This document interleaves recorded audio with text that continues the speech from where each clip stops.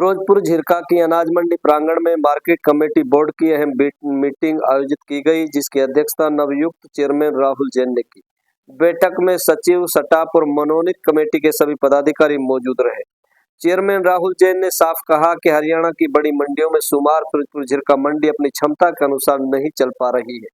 इसे बेहतर बनाना हमारी पहली प्राथमिकता है। बैठक में मंडी में धर्म कांटा, लैब मशीन, ऊंची बाउंड्री वॉल, आड़तियों को रेनवेल पानी कनेक्शन और किसानों के लिए पानी, शौचालय और रात्रि विश्राम जैसी सुविधाओं पर जोर दिया गया। गांव-गांव से खरीदारी कर सरकार की फीस चोरी करने वाले अनरजिस्टर्ड व्यापारियों पर कड़ी नजर और सूचना देने वालों के नाम को गुप्त रखने की बात कही गई। राहुल जैन ने दो टूक कहा, किसान, मजदूर और आड़तियों को किसी भी सूरत में परेशान नहीं होने दिया जाएगा।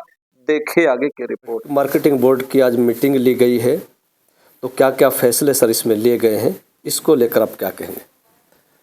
इसमें हमारी जो सबसे मेन समस्या है कि जो हमारी जो अनाज मंडी है, जो अभी इसमें जो विकास कार्य रुके हुए हैं उसके बारे में चर्चा की गई है।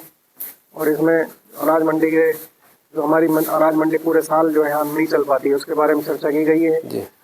और यहाँ पर एक चर्चा की गई है लैब के बारे में। एक जो सरसों की लैब अगर यहाँ मिल जाएगी तो उससे ज़्यादा यहाँ माल आएगा जी, इसके बारे में चर्चा की गई है। ये सब जो धर्म कांटा की भी बात आई और चार दीवारी ऊंचे करने की भी बात आई, लेकिन गांव के अंदर जो छोटे छोटे व्यापारी जाकर वहीं से खरीदारी करते हैं या कोई गैर कानूनी तरीके से लोग वहां इकट्ठा करके स्टॉक करते हैं, इसको लेकर जो चर्चा की गई, इस पर क्या फैसले ले गए? उसके बारे में भी चर्चा की गई है कि धर्म कांटा भी जो होना जरूरी है और धर्म कांटे के लिए भी आगे प्रस्ताव भेजा जाएगा।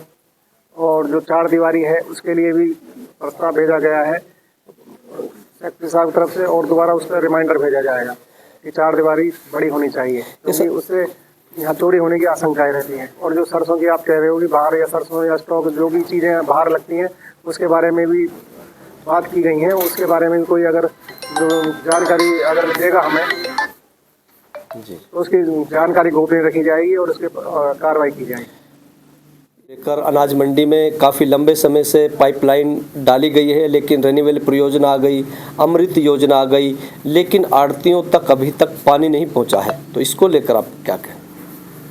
इसके बारे में अभी आज ही हमारे इसमें हमारे सामने रखी गई है बात। इससे पहले हमें कोई जानकारी नहीं थी, तो इसके बारे में हम बात करेंगे कि कहाँ कोई दिक्कत है, कहाँ कोई रुकावट आ रही है कि जिस वजह से जो ये सरकार ने जितनी बड़ी बड़ी योजनाएं दी हुई हैं, रहने वाली योजनाएं जो जिसकी अब तक हमें इसकी सुविधाएं हमें अनाज मंडी में नहीं मिल पाई हैं, उसके बारे में हम आगे बात करेंगे। सेक्रेटरी साहब से भी अब हमने कहा है, सेक्रेटरी साहब ने कहा है कि मैं इसके बारे में पूरी बात कर जब आपको जानकारी दूंगा और जल्दी हम इसको चालू करवाएं। किसानों के लिए संदेश क्या सर देना चाहते हैं? किसानों के लिए संदेश ये है कि सरकार किसानों के लिए बहुत ज़्यादा प्रयासरत है।